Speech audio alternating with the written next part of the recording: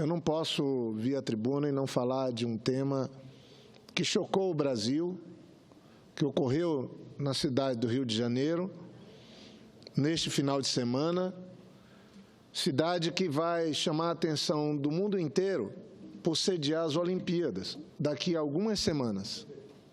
Me refiro a um episódio que não temos como adjetivá-lo. É algo medieval, é algo mais que brutal. Não é só um crime, é um crime praticado com perversidade. Eu me refiro a um episódio, e se evita falar o nome dela, mas ao estupro coletivo de uma jovem de 16 anos, uma jovem que foi, segundo consta a história, para um baile funk no Rio de Janeiro, depois foi visitar o namorado no Morro do Barão, no Rio de Janeiro, e foi dopada, e só se recorda quando, no dia seguinte, acordou sem roupas, pegou uma roupa masculina, foi para casa de táxi, e no dia seguinte viu imagens suas circulando pela internet, ela sem roupa, e a história, todo mundo ficou estarrecido de ver alguns que participaram se vangloriando do que tinham feito. Teve também um episódio do próprio delegado encarregado do caso, que resolveu primeiro ver até onde ia a culpa da vítima, com um conjunto de perguntas e questionamentos que só piorou o estado de choque que todo o Brasil ficou diante daquilo, o Brasil e o mundo. Como é que nós vamos sediar as Olimpíadas? Um dos momentos mais especiais de confraternização através do esporte do planeta, onde se juntam todas as cores, todas as raças que ocupam esse planeta, e pela primeira vez, esforço, inclusive, que bom que se diga, ainda do presidente Lula, também do governo da presidenta Dilma, com os governantes do Rio, de organizar pela primeira vez aqui no nosso continente os Jogos Olímpicos. Como é que nós vamos explicar para o mundo que aqui no nosso país ainda convivemos com selvageria como essa, de uma menina não poder sair para se divertir e viver tudo isso, e o despreparo da própria polícia? Ainda bem que temos agora uma delegada nova que cuida das crianças e dos adolescentes, que assumiu o caso. Mas hoje já ficou claro que a irresponsabilidade das autoridades custou caro para a vítima. Custou caro para a vítima porque agora foram fazer exames na jovem, dias depois, e o resultado qual é? Não está com evidência de agressão física. Óbvio, um caso como esse tinha que ter parado imediatamente, feito exames, dado atenção, e não ficar esse jogo de buscar espaço nos meios de comunicação. Eu queria cumprimentar as colegas senadoras que já na sexta-feira, eu já estava no Acre, ocuparam a tribuna, se manifestaram, deputadas também se manifestaram, e aqui queria te cumprimentar, a senadora que preside essa sessão, Vanessa Grazottin, pelo projeto de lei do Senado 618 de 2015, que tem o aval da senadora Gleice, tem como relatora na CCJ a senadora Simone Tebet, que já falou aqui na tribuna hoje sobre esse assunto, que somados com a iniciativa que temos na Câmara, pode ser, sim, uma resposta que o Senado, que o Congresso pode dar. Nós não podemos voltar no tempo, mas pelo menos temos duas medidas a tomar nesse momento: cobrar rigor das autoridades, celeridade e uma ação justa, não só combatendo esse caso, mas fazendo desse caso um exemplo para que no Brasil inteiro não se permita barbaridades como essa. Eu tenho 2 filhas e uma neta. Todos nós temos adolescentes, crianças nas nossas famílias. Temos que refletir do nosso ponto de vista. Se fosse com alguém da família da gente, qual é a reação que teríamos? Não pode ser visto como algo distante de uma menina da periferia do Rio de Janeiro. Não, tem que ser visto como uma menina brasileira que merece respeito, que independente dos problemas que ela já tenha vivido, nenhum ser humano, ainda mais uma menina, uma mulher, tem que passar por situação como essa. Então, eu acredito, espero que o Senado possa dar celeridade. O projeto que a senadora Vanessa Graziotin apresenta, ele prevê um aumento da pena para crime de estupro cometido por 2 ou mais pessoas. Parece que não é uma medida tão importante assim, mas é. Eu acredito que, com a legislação que possa ser rigorosa em determinados pontos, ela pode ser um forte aliado da sociedade no combate a crimes como esse. E é nesse sentido que eu peço ao senador José Maranhão, presidente da CCJ, que possa pôr em votação o quanto antes no plenário da Comissão de Constituição e Justiça e que se possa trazer para o plenário do Senado imediatamente esse projeto para que seja votado. O Banco Mundial tem feito estudos nesse sentido, procurando identificar esses crimes cometidos no mundo inteiro. Isso são as mazelas dessa sociedade injusta e desigual que ocupa esse planeta. E foi dito aqui hoje, esse tipo de crime, ele atinge um número maior de mulheres do que aquelas que são vítimas de câncer e uma série de outras doenças. Então, no fundo, é uma doença da civilização humana essa. Não cabe no século XXI nós estarmos convivendo com episódios como esse. O Brasil não pode ficar sendo o 5º país do mundo que mais tem estupro de jovens. Não pode. Esse lugar nós não queremos. Isso numa pesquisa feita em 63 países. É por isso que eu queria aqui, da tribuna do Senado, repudiar atos como esse, pedir às autoridades do Rio de Janeiro, que nesse momento são as autoridades do Brasil inteiro, porque o Rio de Janeiro vai sediar as Olimpíadas, que exemplarmente trate esse assunto, deem satisfação para a sociedade, acolham a jovem vítima, seus familiares, e que possamos todos, a partir desse lamentável episódio, refletirmos sobre o quanto que temos que melhorar a sociedade brasileira. Mas queria, senhora presidente, para encerrar, apenas fazer alguns comentários também sobre essa crise que nós estamos vivendo agora nessa segunda semana de governo provisório do vice-presidente Michel Temer. O Brasil escolheu um caminho muito ruim, muito errado. A intolerância, a pregação do ódio na nossa sociedade, ela frutificou. É lamentável reconhecer isso. Houve inversão.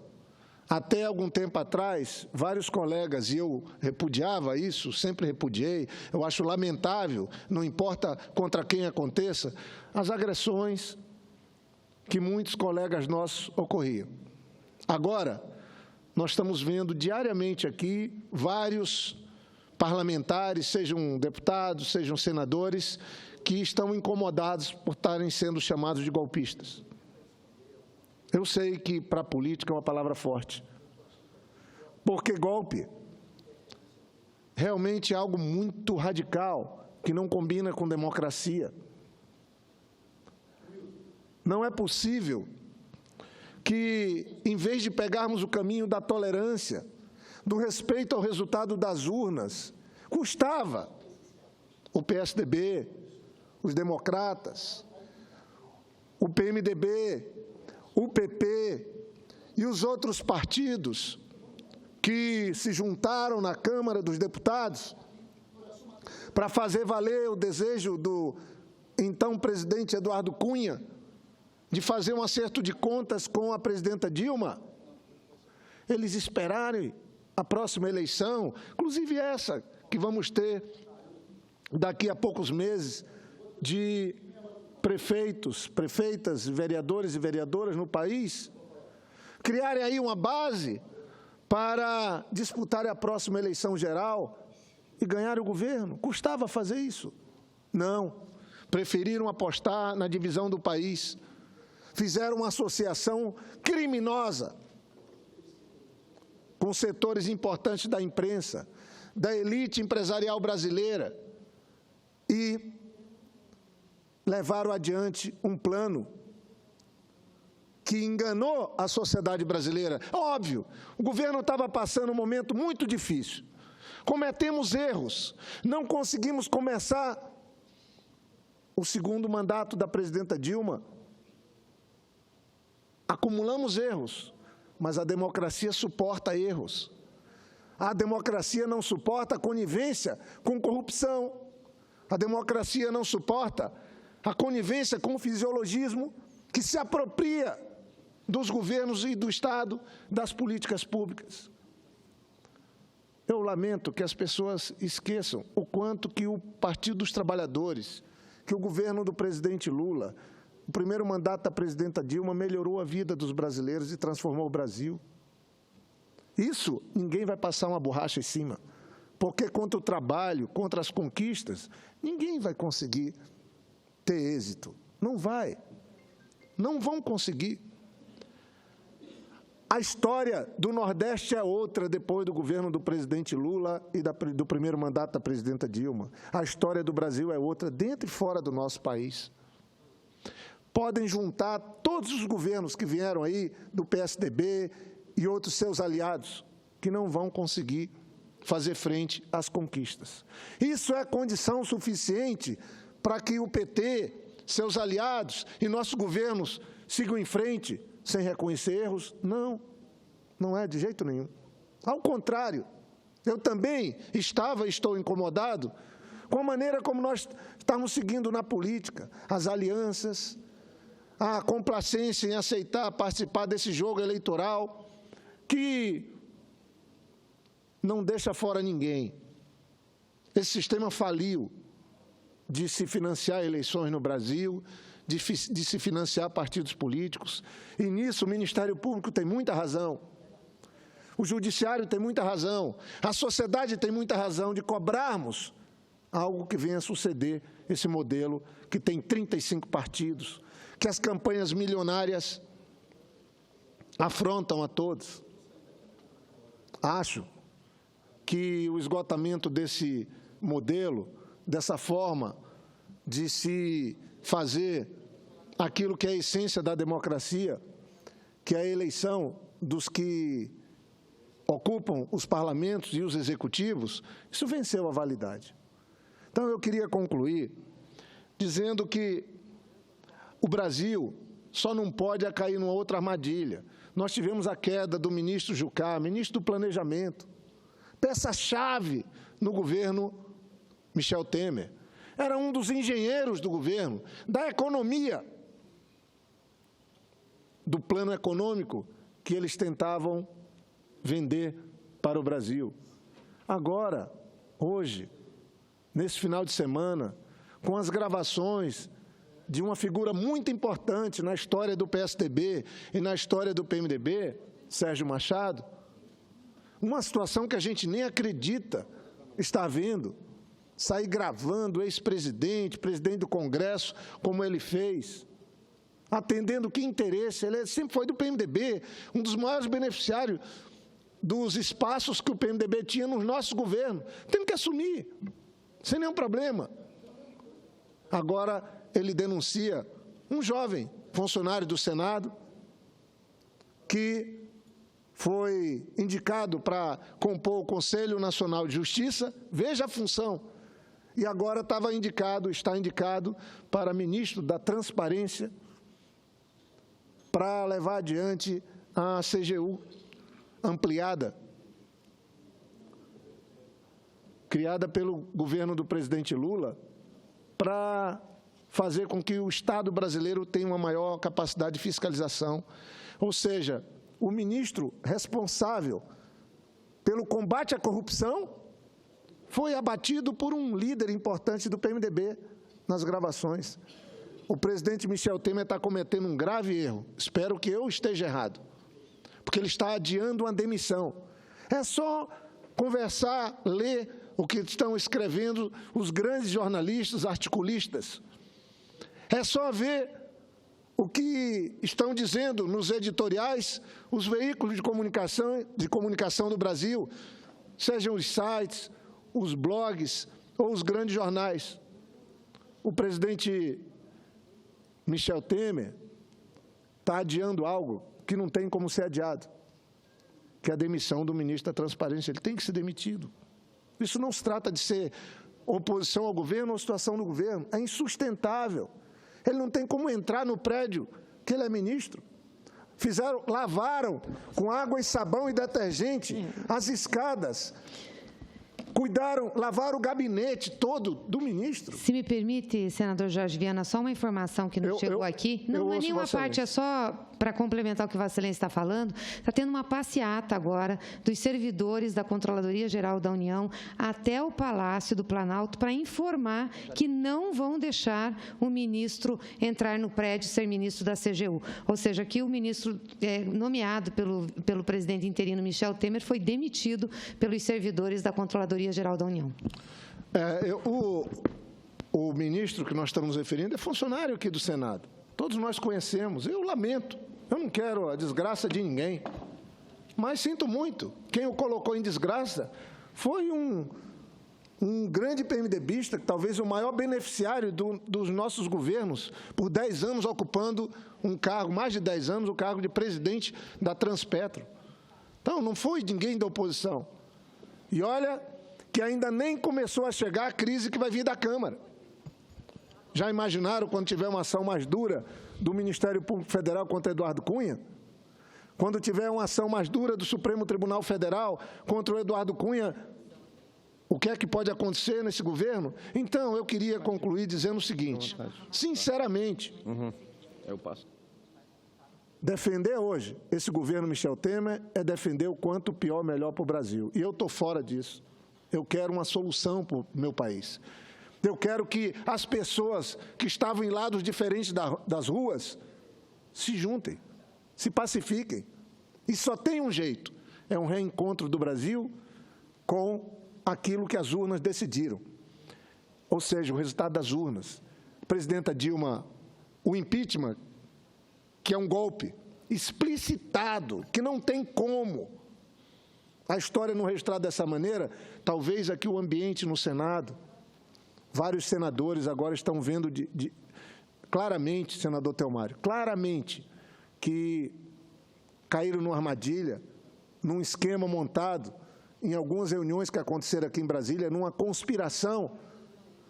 Nós trazemos a presidenta Dilma, ela tem que voltar também sabendo, eu acho que aí temos que ser sinceros, que a situação de governabilidade no país está muito difícil, que tem um confronto e que nós precisamos encontrar uma maneira de pelo menos 2 movimentos. O primeiro deles, fazer uma constituinte exclusiva para se fazer a reforma política, e isso teria que ser o compromisso número 1. Chamar, trazer de volta, acabar com essa farra de partidos, acabar com essa desmoralização que nós temos hoje na hora de se montar governos, com os tais governos de coalizão e fazendo com que a democracia se fortaleça, que partidos sejam respeitados e deixem de ser um negócio. Esse é o ponto número 1. E o segundo é a própria presidenta entender e construir uma transição para que se possa ter uma eleição e que se devolva para a soberania do voto o poder de eleger, em cima de propostas concretas, um presidente ou uma presidente da República que possa deixar claro para o povo brasileiro quais são suas propostas para a crise, para que o Brasil supere esse momento de dificuldades, aí com o respaldo das urnas, com transparência, com um governo que não seja apenas uma montagem que atende os interesses de um complô do golpe, porque o problema do presidente Michel Temer, se ele tivesse montado um governo com quem ele convidasse, mas todos nós sabemos que é um governo montado a partir daquela votação vergonhosa da Câmara, que já se fez um leilão de vários ministérios e sobraram muito poucos para o presidente Michel Temer indicar. E eu lamento que o Senado agora esteja tão metido no meio dessa crise. Tomara que encontremos aqui uma maneira de chegarmos a um consenso. O Senado é o tribunal que vai decidir se o golpe ganha efeito ou se nós vamos fazer o Brasil se reencontrar com a democracia. É aqui o espaço, senador Lindbergh. É aqui o espaço. E eu, sinceramente, espero que o melhor aconteça. Ou seja, o melhor para o Brasil é que a gente possa dizer, não, esse golpe não vai prosperar, vamos recolocar a presidenta, estabelecendo. O Senado pode estabelecer algumas condições. O Senado pode propor transparentemente algumas questões para a presidenta Dilma. E, com isso, a gente unir aqueles que estão querendo o melhor para o Brasil. Porque não é que eu seja pessimista, não vejo horizonte para o governo Michel Temer seguir em frente. Talvez o maior adversário do próprio governo Michel Temer seja ele mesmo. A composição que ele arranjou, a maneira como ele teve que fazer uma composição para alcançar a presidência da República sem passar pelas urnas. Eu lamento dizer isso, porque nós precisamos, o quanto antes, para o bem dos brasileiros, das brasileiras, daqueles empreendedores, daqueles que querem prosperar no nosso país, para a gente fazer o Brasil dizer o seguinte, olha, acabou a crise, agora vamos começar uma outra fase de prosperidade, como nós experimentamos. Há 5 anos e meio atrás, o Brasil estava crescendo 7,5% ao ano. Nós tínhamos pleno emprego. 21 milhões de empregos tinham sido gerados com carteira assinada. Agora nós temos 11 milhões de brasileiros desempregados. Se nós experimentamos uma fase boa ali atrás, se faz correções que precisam ser feitas, mudanças que precisam ser feitas, por que não o Brasil não pode se reencontrar consigo mesmo, com algo que possa nos dar alegria, nos dar esperança para a gente seguir em frente? Nós somos um país de jovens. O que nós vamos dizer para essa juventude? O que é que nós vamos falar para as crianças e jovens sobre o nosso país, achando que, pegando o que há de mais fisiológico na política, na Câmara dos Deputados, e botando para governar o Brasil, isso não vai ser solução. Pegar o que há de pior na política, aqueles que fazem as piores negociatas, dizer, não, agora vocês vão ser ministros, vocês vão ser donos do governo. Se isso for solução, eu estou, no mínimo, no país errado. Eu ouço o senador Telmário, mas já terminei minha fala. Senador Jorge Viana, a título de enriquecer a informação de Vossa Excelência e concordando que é impossível a manutenção do ministro Fabiano Silveira, não só pela rejeição dos servidores, veja que ponto que chegou. Olha o ponto que chegou o governo do senhor Michel Temer. Ele indica um cidadão, o cidadão é gravado, se coloca contrário ao órgão que depois vai ficar sendo subordinado a ele, e hoje os servidores o rejeitam, não aceitam. E não venham dizer que são petistas, não, são pessoas concursadas. Servidores concursados. Olha, a CGU tem gente de altíssimo nível. E a CGU tem uma obrigação. Quadro técnico fantástico. Fantástica. E olha o que fala aqui. As gravações contêm conversas de uma reunião na casa do presidente do Senado, senador Renan Calheiro, com a participação do atual ministro da Transparência, Fiscalização e Controle. Olha o ministro da Transparência, Fiscalização e Controle, Fabiano Silveira, quando ele ainda era conselheiro do Conselho Nacional de Justiça, CNJ.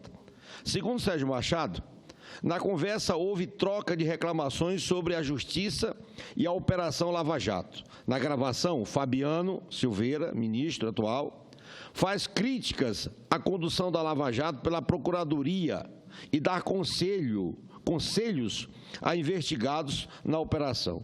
Meu Deus do céu, é insustentável a manutenção desse ministro. Quer dizer, e o senhor Michel Temer, como ele não tem um ministério ele disse que ia colocar um ministério de alto nível, né?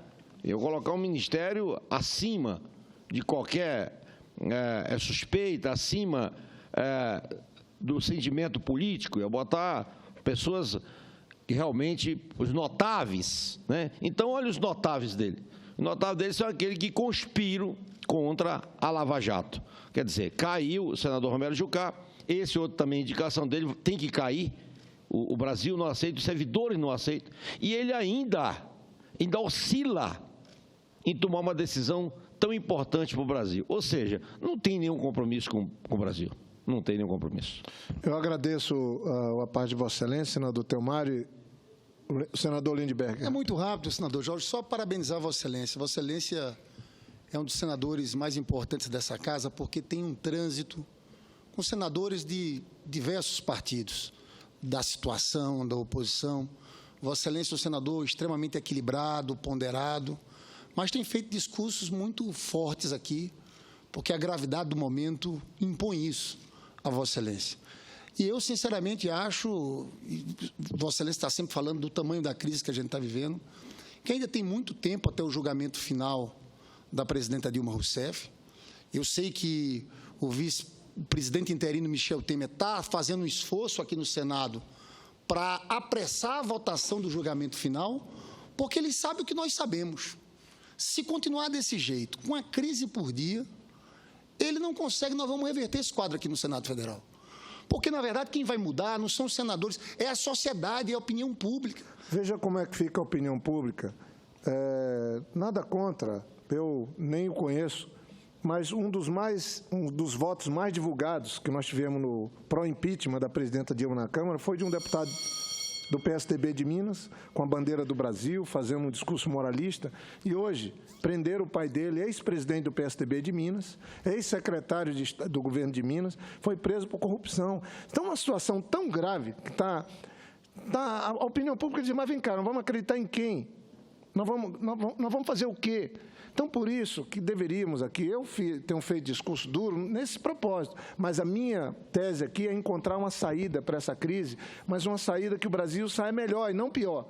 Porque esse caminho que nós estamos pegando piora o Brasil. Eu não tenho dúvida, eu não estou apostando no pior, não. Mas como é que eu posso acreditar num governo que foi formado e composto dessa maneira, que ocupa o palácio que não passa pelas urnas, que ocupa em função de uma artimanha, de uma organização que foi feita para tirar uma presidenta que veio das urnas. Isso não apaga os nossos erros? Não. Mas não legitima quem está fazendo isso. E eu não tenho dúvida, como é que pode um governo começar tão mal assim? Porque a tal da lua de mel, os poucos dias, poucas semanas, eu fui prefeito, fui governador, todo mundo é compreensivo. Mas não tem como. São eles mesmos gerando escândalos contra ele. Quem derrubou o ministro do Planejamento foram eles. Quem está derrubando o ministro da Transparência são eles. E não nós, da oposição, nem nós que estamos aqui cobrando um reencontro do Brasil com a democracia. E ainda agora, Vossa Excelência falou algo que eu estou repetindo há muito tempo. Seria muito importante. Eu faço um apelo aos dirigentes da Folha de São Paulo, do Datafolha, aos dirigentes das organizações Globo. Nós estamos tendo uma mudança tão brutal no Brasil, com o novo presidente, com a presidenta afastada. Vamos ouvir a opinião pública. Todo mundo fala em nome do povo, todo mundo fala em nome da opinião pública. Cadê as pesquisas? Pesquisas que possam estampar na capa do jornal para ver como é que... mas 2 semanas esse processo de impeachment, ele começou a ser julgado agora. Todos os votos estão sendo dados, dizem que é em nome do povo. Eu acho que deveriam perguntar se a população quer ou não a democracia plena, se ela quer presidente eleito por esse plenário ou eleito pelas urnas, se ela quer composição de governo do jeito que nós estamos tendo, se quer plataforma de governo como essa que vem, que ameaça tirar dinheiro de programas sociais, de saúde e educação para pagar juros da dívida. Eu queria, se fosse um governo que viesse para dizer, não, o Brasil não vai pagar mais 500 bilhões de dólares de juros, nós vamos fazer um arranjo nessa modelagem para sobrar 100, 150 bilhões para fazer investimentos. Os Estados Unidos, quando teve a crise de 2008, o que é que o presidente Obama fez, gente? Ele pegou e montou um programa de 500 bilhões de dólares de investimentos para enfrentar a crise. O programa do Brasil, sabe qual é? É botar um banqueiro no lugar do outro banqueiro para fazer o quê? Tirar investimento, tirar dinheiro do BNDES. É crime. Isso é aumentar desemprego, isso é falir prefeituras, isso é falir governos, isso é falir empresas. Não tem saída. Vão pegar dinheiro do BNDES que é para receber. O governo do PT deixou tão mal que tem 100 bilhões para o governo receber do BNDES.